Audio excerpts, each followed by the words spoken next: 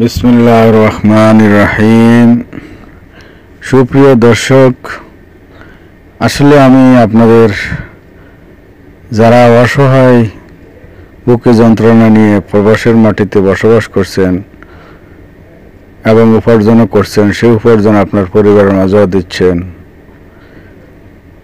সেই ব্যাপার নিয়ে, সেই খুঁটিকাটি জীবন কাহিনী নিয়ে প্রবাসীদের মাঝে আপনাদের সুখ দুঃখের কথা যারা প্রবাস জীবনে আছেন তাদের জীবনের কত কিছু বিলীন হয়ে গেছে, আবার কত কিছু স্মরণীয় ঘটনা হয়ে থাকবে মরণকাল পর্যন্ত। সে ব্যাপার নিয়ে আমার কাছে আপনাকে মাঝে আসলাম আবার ফিরে।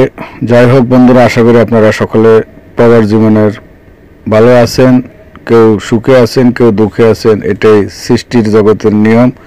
মানুষের সুখ দুঃখ নিয়ে মানুষের বসবাস, মানুষের জীবন চলা। তো আমি রান্নাঘরে আর একটি কথা কইতাম চাই, আসলে আপনারা আপনাদের পরিবারের মাঝে এত টাকা পয়সা দিয়েও আপনারা কেন বদনামির বাগী, সে ব্যাপারে আজকে তুলে ধরব। সম্মানিত প্রবাসীবৃন্দ,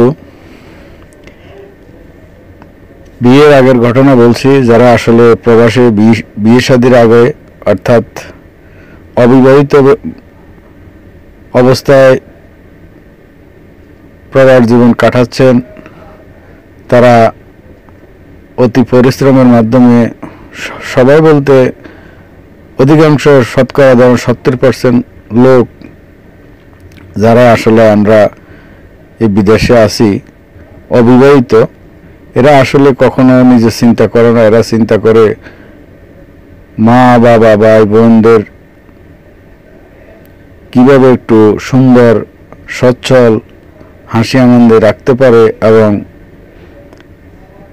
বাবার যে জমি বিক্রি করে আসছে সেই জমিটি বদলে আরো কিভাবে জমি বিক্রি করবে, ছোট ভাইটিকে ভালো একটি শিক্ষিত মানুষ বানিয়ে হয়তো কোনো সরকারি চাকরি ধরিয়ে দিবে, ছোট বোনটিকে হয়তো ভালো একজন ভালো ঘরে সম্বন্ধ আসলে সেখানে বিয়ে দিয়ে দিবে। সেই টেনশনেই অবিবাহিত যারা প্রবাস করছেন তাদের এই মাথার মধ্যে টেনশনে আছেন।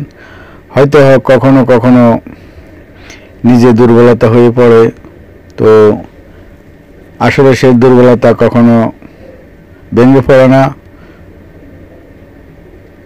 সেই প্রবাসী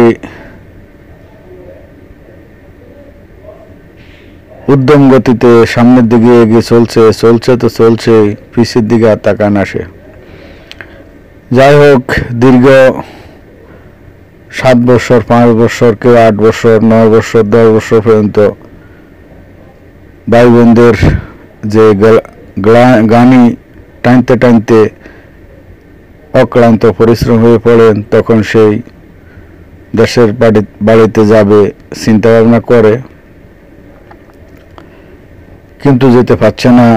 আবার মা টেলিফোনের মাধ্যমে বলে, বাবা তোমাকে একটু দেখতে মন চায়, ছটফট করে মনটা, তুমি যদি একটু আসো আমাদেরকে দেখে যাও। বাবা আবার বলে, কি বাবা রে, অমুকের বাড়ির অমুকে জমি বিক্রি করবো, যদি পারস লইতি ভালো হইব। তখন বাবা মাথার ভিতরে আর একটি টেনশন ঢুকিয়ে দেয়, বলে, রে বাবা জমির দাম কম আছে, লইয়েলা। তখন ওই প্রবাসীটা, ওই বাইটি ফেরেশানির মধ্যে পড়ে যায়, হালত কজ্জ করে আরো থেকে গেল জমিটা নিয়ে, আরো থেকে গেল আরো 1 বছর। সেই দানা পরিশোধ করতে করতে 1 বছর পার হয়ে যায়। তারপরে মনের ভিতরে জটপট করে কখন জানি মা বাবা ভাই বোনকে দেখবো, সেই নিরালস প্রতিনিয়ত দিনগুলো গুনে যাচ্ছে। যাই হোক বন্ধুগণ, এইভাবেই একের পর এক অভিযোগ আসতে থাকে সে প্রবাসীর কাছে। আবার পরের বছর বাড়িতে যাবে, চিন্তা ভাবনা করতেছে, মাল সামানা কিনে রাখছে। হঠাৎ করে বাড়ির থেকে টেলিফোন আসে, মা বলে, বাবা তোকে তো বলতে ভুলে গেছি, তো মার কথাটা মনে দিলে শুন। তোর বোনের বিয়ের লাগে আইছে, সম্বন্ধটা খুব ভালো, চেষ্টা করলে এরকম পরিবার আমরা সরে যদি পারস সে আত্মীয়টা করলে ভালো হবে আমাদের জন্য। তোর বোন হয়তো সুখী থাকবো, জামাইটাও ভালো, পরিবারও ভালো, এমন সম্বন্ধ আর আসবে না। সেই মাথার ভিতরে চিনতে বোন সুখে থাকবে, বাইরে কিভাবে দেশে যায়। আবার দানা কর্য করে বোনকে ভালো করে বিয়ে দিয়েছে, বোনের সুখের জন্য বাইরে দেশে যাওয়া বিসর্জন দিয়েছে। এভাবে কতগুলো বছর পার করে নিছে সেই প্রবাসী। আজও কি সেই প্রবাসী সুখে আছে? যাই হোক, মা বাবা ভাই বোনের অভিযোগ যাক, 2 বছর এভাবে যায়, যাওয়ানোর পরে সে প্রবাসী আবার প্রস্তুতি নিছে। আগের মাল সামানা তো রয়ে গেছে, বাড়িতে যাইবে। ছোট ভাই বলে, ভাই আমার লাগে একটা দামি মোবাইল আনবেন, অ্যান্ড্রয়েড সেট। বোনে বলে, আপনাকে বোনের জামাই লেগা একটা ভালো মোবাইল আনবেন। মা বলে, বাবা তোরে আমি কানের জিনিস বেশি দিছি, পারলে মারলে কানের জিনিস আনিস। বেচারা মা, জনম দুঃখী মা, সে মাও বলছে কানের জিনিস নেওয়ার জন্য। যাই হোক, অনেক দুঃখ কষ্ট, যে আর যেতটুকু আবদার, সে এতটুকু আবদার একজন প্রবাসী কখনো পূরণ করতে পারে না। এটা আমরা যারা প্রবাসে বসবাস করি তারাও বুঝে। এইভাবে দিন গেল অবিবাহিত জীবনে। যারা অবিবাহিত আছেন এদের জীবন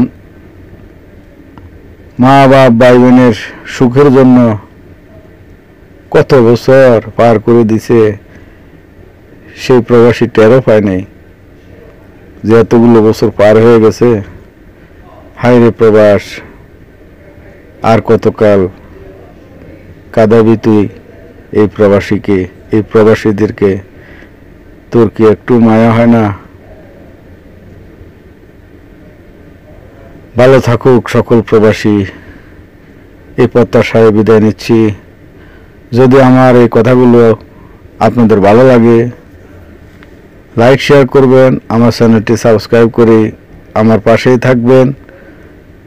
নতুন নতুন আরও অনেক কিছু প্রবাসীদের জন্য আমি নিয়ে আইম। আপনারা কেবলই অপেক্ষা করবেন, অপেক্ষা থাকবেন।